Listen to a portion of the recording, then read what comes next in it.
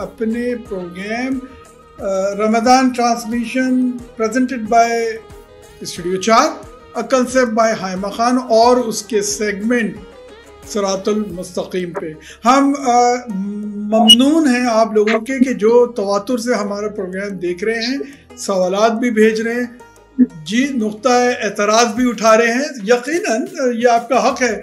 बहुत सारी चीज़ें हर आदमी के सोचने का अंदाज़ है या मालूमात का और उसको समझने का एक अलग अंदाज़ है, तो वो आप उठाइए और हमें आगाह करते रहिए। एक दिन यकीनन हम बैठेंगे और उन सारे नुक्ते या एतराज़ात जो है उस पर वो हम मोहम्मद अयूब खान साहब के सामने रखेंगे और उसके जवाबात लेंगे। चलिए जवाबात पे मामला आगे बढ़ाते हैं और आज का जो मौजू है उस पे चले आते हैं तेज़ी से। वक्त की कमी है, हमें हमेशा कहा जाता है कि आपका प्रोग्राम बहुत तवालत पकड़ लेता है, तो उससे बचते हैं। आज का जो मौजू हमने रखा है वो ख़वातीन के गिर्द ज़रा ज़्यादा घूमता है और घुमाते हैं इस मौजू को ये सोचते हुए कि विरासत में जो एक राइज कंसेप्ट है, देखिए ये मेरा विरासत इंडिया पाकिस्तान के अलावा ये मसाइल यहाँ पर कनाडा और अमेरिका में भी बहुत ज़्यादा हैं और लोग वसीयत लिखना चाहते हैं और वो जो मुसलमान ख़ानदान हैं या लोग हैं वो इस्लामी तरीके से, और वो ये पूछते हैं कि कुरान क्या कहता है। और जो आम रिवाज है ख़वातीन के बारे में, जो सोच है और जो तरीक़ा है वो राइज है, क्या वो सही है या कुरान कुछ और कहता है। चलें मामले को आगे बढ़ाते हैं। सबसे पहले तो खुशामदीद कहना चाहूँगा मोहम्मद अयूब खान साहब आपके अपने प्रोग्राम में। अस्सलाम वालेकुम। वालेकुम अस्सलाम। अयूब साहब, जैसे कि आपने सुना कि मौजू है विरासत और उसमें औरत का हिस्सा। सबसे पहले तो ये बयान कीजिए ये विरासत है क्या, उसकी अहमियत क्या है, क्यों कहा जाता है कि वसीयत लिखो, और कुरान क्या कहता है, इस मामले को कैसे एड्रेस करता है। बहुत बहुत शुक्रिया आपका। ये बहुत अहम टॉपिक इसलिए है कि इसका ताल्लुक जो है माशरे के जो मसाइल हैं उससे है। मिसाल के तौर पे जब एक शख्स बढ़ता है, यानी पढ़ाई करता है, तालीम हासिल करता है, जॉब करता है, और उसके बाद फिर वो कारोबार करता है, जो भी करता है वो पैसा कमाता है, शादी करता है, उसके बच्चे होते हैं, पूरा एक माशरा इस तरह से बढ़ता चला जाता है। अचानक उस शख्स की अगर डेथ हो जाए, जिसने मतलब ये सारा निज़ाम लेके चल रहा होता है, उसके बाद उसकी अचानक अगर डेथ हो जाती है तो उसके पैसे को डिस्ट्रीब्यूट कैसे किया जाए। तो डेथ्स में दो तरह की होती हैं। बाज़ लोगों को वक्त मिल जाता है कि वो वसीयत लिख दें, और बाज़ लोगों को वक्त नहीं मिल पाता और उनकी डेथ हो जाती है। अक्सर आपने देखा होगा कि ये प्लेन क्रैश होता है और लोग सब के सब खत्म हो जाते हैं, तो उनके पीछे जो लोग लवायकीन रह जाते हैं, ताकि उनके अंदर एक छीना झपटी ना हो, लड़ाई झगड़ा ना हो, उस सारी चीज को अल्लाह ताला ने अपनी किताब में इस तरह से गाइड किया है कि हर एक को उसका हिस्सा इस तरह से मिल जाए कि वो सेटिस्फाइड हो। अब इसके अंदर बहुत अहम चीज है विरासत के अंदर, क्योंकि एक मर्द जो है कुरान मजीद के हिसाब से, जो अल्लाह ताला ने एक मर्द को शादियों का जो कॉन्सेप्ट दिया है, उस एक शख्स अगर एक से ज्यादा शादियां करता है तो उसको भी अल्लाह ताला ने विरासत में किस तरह से डिस्ट्रीब्यूशन होनी है उसका मेंशन किया। क्योंकि कुरान मजीद में एक मर्द जो है, मुस्लिम मर्द, एक से ज्यादा शादी कर सकता है, और वो शादी करने की भी कुरान मजीद में कंडीशन है। उन कंडीशन में जब वो आएगा तो वो शादी कर सकता है। हर आदमी को उस तरह से शादियों के लिए कोई अल्लाह ताला ने कोई उसको मोटिवेट नहीं किया, और ना ही उसको कोई बुला रहा है कि और इनवाइट कर रहा है कि लोग एक से ज्यादा शादियां करें, बल्कि उसकी जिंदगी में कंडीशंस आएंगी। उन कंडीशन के हिसाब से उसको कभी फैसला करना पड़ जाएगा कि वो एक से ज्यादा शादी कर सकता है उन सिचुएशन। तो उसका अल्लाह ताला ने कुरान मजीद में जिक्र किया। तो मैं जब अपनी बात स्टार्ट करूंगा वो सूरह निसा से करूंगा, और सूरह निसा जो है उसके अंदर वसीयत ये अल्लाह ताला ने انہیریٹنس کے بارے میں قانون لکھا ہوا. اس کی 2 آیات ہیں سورہ نساء کی، سورہ نساء 4 آیت نمبر 11 اور 12. اور سورہ نساء جو ہے وہ بیویوں کی صورت ہے. یہ بہت امپورٹنٹ بات، عورتوں کی صورت ہے، یعنی عورتیں وہ جو بیویاں ہیں ان کے بارے میں اللہ تعالیٰ نے قرآن مجید میں لکھا ہوا ہے. نساء جو لفظ ہے اس کے معنی قرآن مجید میں یا تو بیوی کے لیے استعمال ہوا ہے نساء، یا جنرل عورتوں کے لیے استعمال ہوا ہے، یعنی فیمینن جینڈر کے لیے استعمال ہے، عورتوں کے لیے. بیٹیوں کے لیے جو ورڈ استعمال ہوا ہے قرآن مجید میں وہ بنت اور بنات، یعنی پلورل بنات ہوتا ہے، ورنہ بنت ہوتا ہے. جیسے بن ہوتا ہے، بن کا مطلب بیٹا ہوتا ہے، اور بنت جو ہے اس کا مطلب ہوتا ہے بیٹی ہوتا ہے.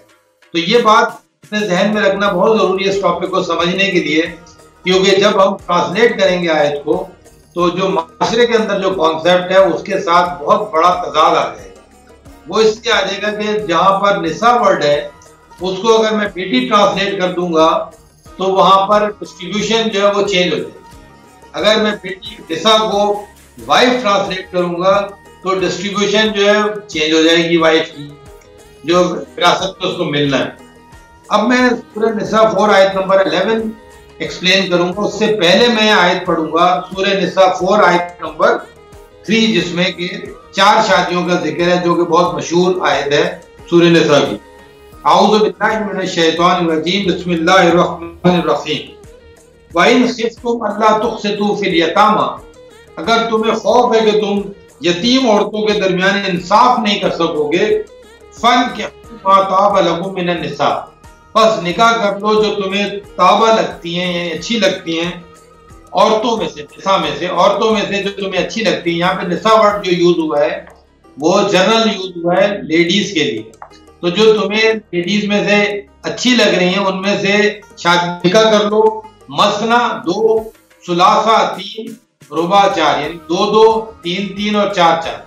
اب یہ اللہ تعالیٰ نے 2 کی گنتی بھی لکھی ہے، 3 کی بھی گنتی لکھی ہے اور 4 کی بھی لکھی ہے. فَإِنْ خِفْتُمْ أَلَّا تَعْدِلُوا، اگر تمہیں خوف ہے کہ تم عدل نہیں کر سکو گے، فَوَاحِدَةً، بس ایک سے شادی کرو، نکاح کرو. اَوْ مَا مَلَكَتْ أَيْمَانُكُمْ، یا جو تمہاری دائنے کی ملکیت میں ان سے نکاح کر لو. تو یہ آیت جو ہے اس کے اندر میں نے پڑھنے کا مقصد یہ تھا کہ 2 3 اور 4 شادیوں کا جو ذکر ہے، گنتی جو شروع ہو رہی ہے، دیکھیں کہاں سے شروع ہو رہی ہے، 2 سے شروع ہو رہی ہے، پھر 3 کی بات کر رہا ہے اللہ تعالیٰ، پھر 4 کی بات کر رہا ہے، اور اگر تم عدل نہیں کر سکتے تو بس ایک سے کر لو. تو اس کا مطلب ہے قرآن کی آیت سے پتہ چل رہا ہے کہ ایک مرد کی، مسلمان مرد کی شادی 1 بھی ہو سکتی ہے، 2 بھی ہو سکتی ہیں، 3 بھی ہو سکتی ہیں، 4 بھی ہو سکتی ہیں. اور یہ ترتیب جو ہے گنتی کی وہ 2 سے شروع کی ہے، 2 3 4 اور پھر 1. یہ میں اس لیے ایکسپلین کر رہا ہوں کیونکہ شادی کا ٹاپک نہیں ہے لیکن انہیریٹنس کا ٹاپک ہے. تو ان کی انہیریٹنس میں بھی ان کا وراثت میں ان کا حصہ ہوگا. اس وجہ سے میں یہ آیت یہاں سے سٹارٹ کر رہا ہوں، کیونکہ جو میں 11 نمبر آیت ابھی جو پڑھوں گا، نیکسٹ جو 11 آیت پڑھوں گا، اس کی سورہ نساء کی میں نے پہلے 3 پڑھی تھی، اب میں 3 سے 11 پہ آ گیا اسی سورہ نساء کی. اب 11 نمبر جب آیت میں آتے ہیں تو یہ آیت بہت ہی اہم ہے. اور یہ میں آپ کو بتا دوں کہ یہ جو میں آیت پڑھ رہا ہوں، یہ ٹاپک جو ہے میں نے پاکستان میں نیشنل ٹیلی ویژن پر آ کے ایکسپلین کیا ہوا ہے، اور سامنے جو ہے ایک بڑے عالم بیٹھے ہوئے تو ان کے سامنے ایکسپلین کیا ہوا ہے. اور یہ میں سمجھانے جا رہا ہوں کہ جو یہ آیت کی جو ٹرانسلیشن ہے، یہ کسی نے ٹرانسلیٹ نہیں کیا اس کو اس طریقے سے کہ لوگوں کو یہ بات پتہ چلے کہ بیوی کا جو ہے، یعنی اگر کوئی بیوہ، جو بیوی ہے وہ بیوہ ہے، یعنی جب وہ شخص ڈیتھ ہو جائے گی، اس مرد کی ڈیتھ ہوگی تو اس کی بیوی بیوہ ہو جائے گی، اور جو وہ بیوہ ہوگی وہ کسی بچوں کی ماں ہوگی. تو ہمارے معاشرے کے اندر بیوہ کے حقوق کے اوپر بات ہوتی ہے. ہمارے معاشرے میں ماں کے پیروں کے نیچے جنت ہوتی ہے، لیکن اس کو انہیریٹنس کے حصہ جو ہے معاشرے میں دیا جا رہا ہے 1/8 یعنی 12.5%. جبکہ جب ہم اس آیت کو پڑھیں گے تو اس کو 50% ملے گا، اور اگر اس کی بیویاں 1 سے زیادہ ہوں گی تو اس کو 66% ملے گا، صرف اس آیت کا ٹرانسلیشن کریکٹ کرنے کی وجہ سے. یہ بہت اہم پوائنٹ ہے جو میں سمجھانا چاہتا ہوں. سورہ نساء 4 آیت نمبر 11. اب میں اس کو عربی پڑھتا ہوں اور ٹرانسلیٹ کرتا ہوں. یوصیکم اللہ فی اولادکم, وہ وصیت کرتا ہے اللہ تمہاری اولاد میں, للذکری مثل حظ الانثیین, اللہ تعالیٰ کہہ رہا ہے مذکر کی مثل ہے حصہ برابر ہے دو مؤنث کا.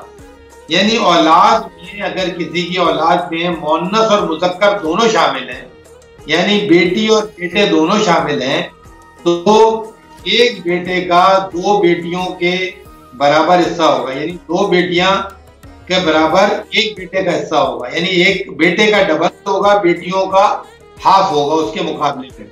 تو اللہ تعالیٰ بتا رہا ہے کہ مذکر جو اولاد ہے اس کا, یعنی میسکولن اولاد مذکر یعنی بیٹا جو ہے, اس کا حصہ جو ہے دو بیٹیوں کے برابر ہے. یہ پہلی جو آیت سٹارٹ ہوئی ہے یہاں سے ہوئی. اب آگے دیکھیں اولاد کے بعد, فَإِن كُنَّ نِسَاءً, پس اگر ہوئی نساء, نساء کہتے ہیں بیویوں کو یا عورتوں کو, تو اللہ تعالیٰ کہہ رہا ہے فَإِن كُنَّ نِسَاءً, پس اگر ہیں نساء یعنی بیویاں, فوقس نہ تھیں دو سے زیادہ, دو سے زیادہ, فَلَهُنَّ ثُلُثًا, ان کے لیے 1/3 یعنی ان کے لیے 2/3 یعنی 66% ان کا ہو جائے گا. پھر آگے لکھا ہوا ہے ما طرح کا جو چھوڑا, وَإِن كَانَتْ وَاحِدَةً, اگر وہ بیوی ہے ایک, فَلَهَا نِصْفُ, اس کے لیے آدھا. اب یہ جو بات ہے ذرا غور کریں کہ میں نے جو پہلی والی آیت پڑھی تھی سورہ نساء 4 آیت نمبر 3, اس میں شادی شروع ہوئی تھی مثنا ثلاثہ و رباع, یعنی 2 شادیاں کر لو, 3 کر لو, 4 کر لو, اور اگر عدل نہیں کر سکتے تو واحدہ. اب دیکھیں اس کے اندر بھی کوئی بات نہیں ہے, فَإِن كُنَّ نِسَاءً, پس اگر بیویاں ہیں فوکس نہ تھیں, 2 یا 2 سے زیادہ ہیں, فَلَهُنَّ ثُلُثًا, یعنی 2 اور 2 سے زیادہ کے لیے 66% لکھا ہوا ہے. اب یہ بات ہو رہی ہے بیویوں کی, یہ بات آپ کو سمجھ آ رہی ہے؟ جی. اور آگے لکھا ہوا ہے وَإِن كَانَتْ وَاحِدَةً, اگر وہ واحد ہے, یعنی کیونکہ پیچھے لکھا تھا کہ 2 شادی کر لو, 3 کر لو, 4 کر لو, اگر عدل نہیں کر سکتے واحد ایک سے کر لو. تو یہاں پر بھی ترکہ میں لکھا ہوا وَإِن كَانَتْ وَاحِدَةً, اگر وہ واحد ہے فَلَهَا نِصْفُ, اس ایک کے لیے آدھا. تو یہ والی جو آیت ہے ٹرانسلیٹ اگر صحیح کر دیں تو یہ اس کا بن جاتا ہے کہ اگر ایک بیوی کسی شخص کی ہے تو اس کا جو ترکہ ملے گا وہ ملے گا نصف 50%, اور اگر اس کی ایک سے بیوی زیادہ ہے, ایک سے زیادہ بیویاں ہیں, تو اس کو ملے گا 66%. یعنی ان بیویوں میں اگر 4 بیویاں ہوں گی تو 66% میں سے ڈیوائیڈ ہو جائے گا وہ. یہ بات ہے بہت سمجھنا, کیونکہ تمام ٹرانسلیٹرز نے اس کو جب ایکسپلین کیا ہے, ٹرانسلیشن میں بھی غلطیاں کی ہوئی ہیں, اور جنہوں نے انگلش ٹرانسلیشن میں اگر کہیں وومن لکھا ہے تو تفسیر میں انہوں نے یہاں پہ وومن کی جگہ بیٹیاں ڈال دیا, جبکہ آیت سٹارٹ ہوئی تھی کہ اولاد کے بارے میں اللہ تعالیٰ وصیت کرتا ہے کہ ایک بیٹے کا 2 بیٹیوں کے برابر ہے.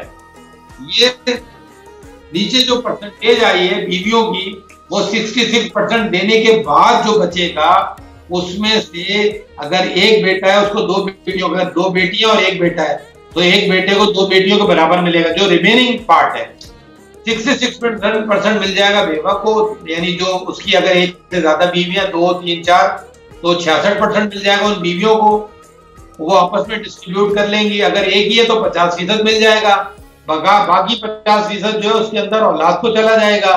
اس اولاد میں سے جو بیٹیاں ہوں گی اس کو بیٹے کے مقابلے میں آدھا ملے گا. یہ یعنی جو انہیریٹنس کا قانون یہ بنتا ہے, لیکن ہمارے معاشرے میں اس کو غلط ٹرانسلیٹ کیا ہوا ہے, جس کی وجہ سے یہاں پر جو میں نے ٹرانسلیشن کی ہے وہ لوگوں کو نہیں پتا ہے, جس کی وجہ سے لوگ 1/8 دیتے ہیں, 12.5% دیتے ہیں. وہ ایک آیت ہے, اس آیت کی بنیاد کے اوپر دیتے ہیں جو 12 نمبر آیت ہے. وہ ذرا سمجھ لیتے تو آپ کو یہ بات سمجھ میں آ جائے گی کہ یہ والی آیت جو بیویوں کے بارے میں اور وہ والی آیت بھی بیوی کے بارے میں, لیکن وہ آیت وہ بیوی کے بارے میں اگر کوئی شخص کسی وڈو سے شادی کر لے تو اس آیت کے اندر جب آپ غور کریں گے تو پتہ چلے گا کہ وڈو سے اگر کوئی شادی کرتا ہے اس کو 50% نہیں ملے گا، کیونکہ وہ وڈو ہے، وہ کسی اور کا وہ ترکہ لے چکی ہے۔ تو اب جب اگر کوئی وڈو سے شادی، بیوہ سے شادی کرتا ہے کوئی شخص، تو اس کو 12.5% ملے گا۔ یہ اس آیت میں اگلی والی آیت سے پتہ چلتا ہے، جو 12 نمبر آیت ہے، وہ میں پڑھتا ہوں۔ وَلَكُمْ نِصْفُ مَا تَرَكَ أَزْوَاجُكُمْ، اور تمہارے لیے آدھا، ما ترک ازواجکم، جو چھوڑ دیا تمہاری بیویوں نے، ان لم یکن لہن ولد، اگر ان بیویوں کی کوئی اولاد نہیں۔ یعنی اب دیکھیں اللہ تعالیٰ کہہ رہا ہے مردوں کو کہ اگر بیویوں کی ڈیتھ ہو جائے گی تو تمہارے لیے ان بیویوں کے حصے میں سے تمہیں ملے گا آدھا۔ ذرا غور کریں کہ پچھلی آیت میں لکھا ہوا تھا جو مرد کما رہا ہے جب وہ مرے گا تو اس کی بیویوں کو ملے گا حصہ اس کا، ٹھیک ہے، 66% یا 50%، اور باقی بچوں میں ڈسٹریبیوٹ ہو جائے گا۔ اور پھر والدین کا بھی نیچے لکھا تھا، اگر آپ پوری آیت پڑھتے ہو والدین کا ذکر آتا ہے، کیونکہ میں بیویوں کو فوکس کر رہا ہوں اس لیے بیویوں کا پورشن خالی پڑھ رہا ہوں۔ اور یہ والی آیت کے اندر لکھا ہوا ہے وَلَكُمْ نِصْفُ مَا تَرَكَ أَزْوَاجُكُمْ، اور تمہارے لیے آدھا ہوگا ترکہ تمہاری بیویوں کا۔ اب دیکھیں اگر میں ہی کمانے والا تھا اور میں ہی اپنی بیویوں کو بھی دے رہا تھا اور بچوں کو بھی دے رہا تھا، تو وہ اگر میری بیوی مر جائے گی تو وہ پیسہ کس کا ہے؟ میرا ہی ہے نا پیسہ۔ لیکن سچویشن جب کریٹ ہوتی ہے جب بیوی کا پیسہ اپنا کوئی ہو، شوہر کا دیا ہوا نہ ہو، وہ جائیداد جو بیوی کی جائیداد ہو، جو اس کو انہیریٹنس میں ملی ہوئی ملے یا اس کے پہلے شوہر سے ملے، جو بھی انہیریٹنس اس کے بعد اپنی ہے، جو کہ موجودہ شوہر کی نہیں ہے۔ یہ بات ذرا امپورٹنٹ ہے بہت سمجھنا، کہ میں اپنی بیوی کو جو دے رہا ہوں وہ میرا ہی پیسہ جو میں اس کو دے رہا ہوں۔ تو اگر فرض کیا وہ بیوی مر جائے گی تو وہ بیوی کا جو انہیریٹنس ہے وہ میرے پاس ہی واپس ہو جائے گا، اس میں تو کوئی ایشو ہی نہیں ہے۔ لیکن انہیریٹنس کا پرابلم جب آتا ہے جب کسی عورت کا اپنی ویلتھ کوئی ہو اور اس ویلتھ کی ڈسٹریبیوشن ہونی ہو، تو وہ ویلتھ بڑی امپورٹنٹ ہے جو وہ اپنے گھر سے لے کر آئی ہے، اپنے پیرنٹ سے کوئی اس کو ویلتھ ملی ہے یا اس کو پہلے شوہر سے ملی ہے، یا اس والے ویلتھ کا یہاں پہ ڈسٹریبیوشن کا ذکر ہے، کیونکہ مرد جو ہے اگر وہ وائف کی ڈیتھ ہو جاتی ہے تو اس کے شوہر جو بچہ ہوا ہے اس کو نصف ملے گا، آدھا ملے گا۔ دیکھیں آگے لکھا ہوا ہے ان لم یکن لہن ولد، اگر اس کی کوئی اولاد نہیں ہے تو اس کو ملے گا نصف۔ آگے لکھا فَإِن كَانَ لَهُنَّ ولد، اگر ان عورتوں کی کوئی اولاد ہے، اللہ تعالیٰ کہہ رہا ہے فَلَكُمْ رُبُعُ، تمہارے لیے بھی 25% ہے۔ اب دیکھیں میرا پرسنٹیج، مرد کا پرسنٹیج کم کیوں ہو رہا ہے؟ اس لیے ہو رہا ہے کہ اس عورت کی کوئی اولاد بھی تھی پہلے، تو اس اولاد کو انہیریٹنس جائے گی اس عورت کی۔ تو یہ والی آیت کو جو لوگوں نے مسٹیک کی ہے سمجھنے کی، یہ والی آیت وڈو، اگر کسی کوئی آدمی وڈو سے شادی کرے گا اس کے بارے میں بات ہو رہی ہے۔ مما، پھر آگے لکھا لاؤں گا مما ترکنا، جو اس نے چھوڑا، من بعد وصیت یوصینا بہا او دین، جو وصیت کرنے کے بعد اور یا قرض کے بعد جو لین دین ہے وہ پورا کرنے کے بعد یہ ڈسٹریبیوشن ہوگی۔ آگے لکھا ہوا فلہن ربع، اور اس عورت کے لیے ربع ہو جائے گا 25%۔ اگر بیوہ سے شادی کی ہے، اگر اس کا شوہر مر جاتا ہے تو اس عورت کو ملے گا 25%۔ اور آگے لکھا مما ترکتم، جو تم چھوڑ جاتے ہو، ان لم یکن لکم ولد، اگر تمہاری کوئی اولاد نہیں ہے تو اس عورت کو مل جائے گا 25%۔ فَإِن كَانَ لَكُمْ وَلَدٌ، پس اگر تمہارے اولاد فَلَهُنَّ الثُّمُنُ، تو اس کے لیے ہے 1/8، یعنی اگر تمہاری اولاد ہے تو اس کے لیے ملے گا، اس کو ملے گا 1/8 اس عورت کو۔ مما ترکتم من بعد وصیت توصون بہا او دین، اب سمجھانے کا مطلب یہ ہے کہ اگر اس عورت سے کوئی اولاد، اس بیوہ سے تمہاری کوئی اولاد ہو گئی ہے مرد کی، تو اس عورت کو 1/8 ملے گا، باقی اس کے بچوں میں جائے گا۔ یہ بات ہو رہی ہے کسی بیوہ سے شادی کرنے کی، اور 11 نمبر آیت میں بات ہو رہی ہے کسی مطلب ڈائریکٹ کسی عورت سے شادی کرنے کی، یعنی جو پہلے کسی کی بیوی نہیں رہی ہو، اس کے ساتھ جب ڈائریکٹ آپ شادی کر رہے ہیں تو اس کے رولز 11 نمبر لکھے ہوئے اور 12 نمبر میں بیوہ کا قانون لکھا ہوا ہے۔ یہ اس کا مقصد ہے، آپ سمجھانے کا مقصد یہ ہے کہ ہم اور آپ جن لوگوں کی بیویاں ہیں ان کو 50% ملنا چاہیے، لیکن یہاں پر قانون جو استعمال ہو رہا ہے وہ 12.5% کا ہو رہا ہے، اور باقی سارا کا سارا پیسہ بچوں کو چلا جاتا ہے ان کی. اور آپ سوچیں کہ اگر فرض کیا کہ ایک آدمی اس نے اور اس کی بیوی نے مل کے پیسہ کمایا، اپنا گھر بنایا، سارا کچھ بڑا کیا، اچانک اس مسلمان مرد کی ڈیتھ ہو جاتی ہے تو اس کے بچے بھی بڑے ہو گئے، ان کی شادیاں ہو گئی ہیں. آج بیوی بھی فار ایگزامپل 50 سال کی عمر کو پہنچ چکی ہے، اس کے بچوں کی بھی شادیاں ہو گئی ہیں. آپ کو تو ویسے ہی اندازہ پتا ہے لوگوں کو کہ اولاد کی تو ویسے ہی بہت زیادہ تر مطلب وہ مس گائیڈ ہو جاتے ہیں، والدین کی تو وہ خدمت بھی نہیں کرنا چاہتے. اب ان کو یہ بھی اپورچونٹی مل جائے کہ بھائی وہ انہیریٹنس میں باپ کا پیسہ زیادہ لے 12.5% دے دیں ماں کو، اور باقی سارا کا سارا پیسہ وہ لے جائیں.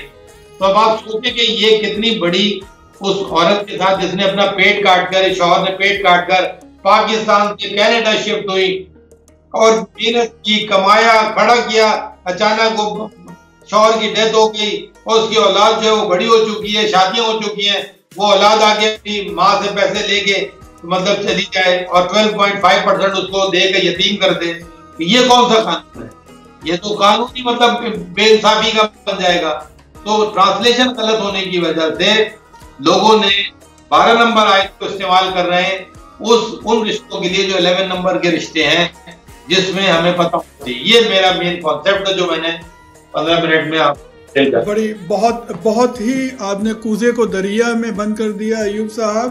تو آج میں جو سمجھ پایا ہوں جو نظام رائج ہے وہ تھوڑا سا اس کو قرآن کی روشنی میں اس کو صحیح کرنے کی ضرورت ہے، اور بیواؤں کا حصہ جو کہ 50% بننا چاہیے تھا اور جس کو ہم نے کسی غلط فہمی کی وجہ سے 12.5